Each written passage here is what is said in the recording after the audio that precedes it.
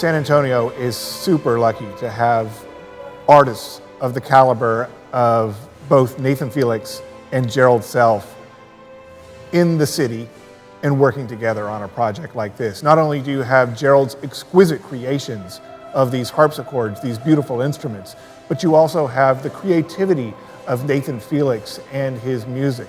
And we, myself personally, of course, as well as those of us at Texas Public Radio, are so excited to hear what they come up with, and we're also very excited to share it with the rest of San Antonio and South Texas. I think it's brilliant. I mean, San Antonio has an amazing arts culture, and that's part of the reason that I spend a lot of time here and that I have a home here and that I frequent SAMA. And I feel very fortunate that SAMA has supported my work and supported my vision, and it's been a great collaboration and partnership for many years now. And I got to say that SAMA, to me, has the best atrium at the Great Hall. That whole stairway that you walk into is something that I'm really attracted to, and that room sounds amazing.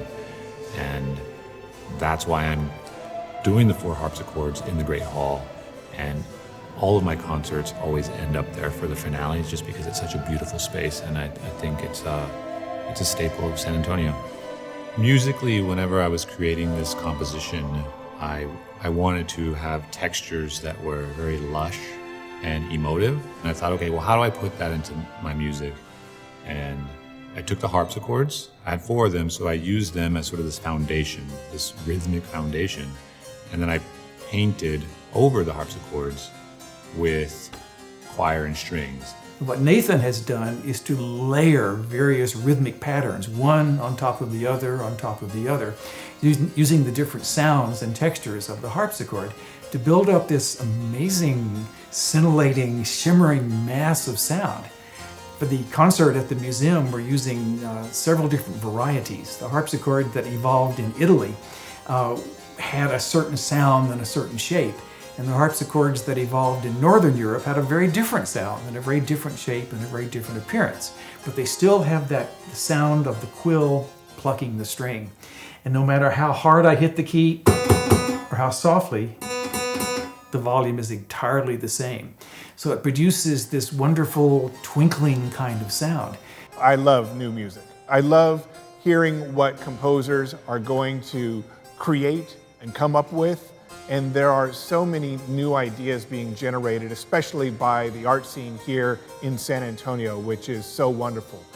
And secondarily, to have something like harpsichords, which is traditionally thought of as an old instrument, one that you hear in Baroque music from the 1700s, used in such a new and unique fashion, and 4 of them together, along with choir and strings. I can't wait to hear what this sounds like. Instead of looking at harpsichords as a classical Baroque instrument, I wanted to use it as more of a Americana way, like the songs are more art songs, and that's the way that I tried to connect visual impressionism to my version musically. Well, for me, it's exciting to see and hear the harpsichord used in contemporary music, in a contemporary setting, as a valid musical sound, and not as some quaint, antique, instrument confined to a museum. Even though we're performing this in an art museum, it's very contemporary, and it makes the harpsichord into a contemporary instrument. I love SAMA. It's I would say probably, and I'm not just saying this because this is for SAMA, but it's probably my favorite museum to do works in, because from the get-go, they've allowed me to explore the museum as my own canvas. And SAMA lets me do things that most places, really, they're apprehensive. They don't want to sort of open the door for these immersive works moving through the museum. I know there's so many things that could potentially go wrong, and they've given me a lot of freedom to explore in the ways that I want to explore. So that's why I love SAMA.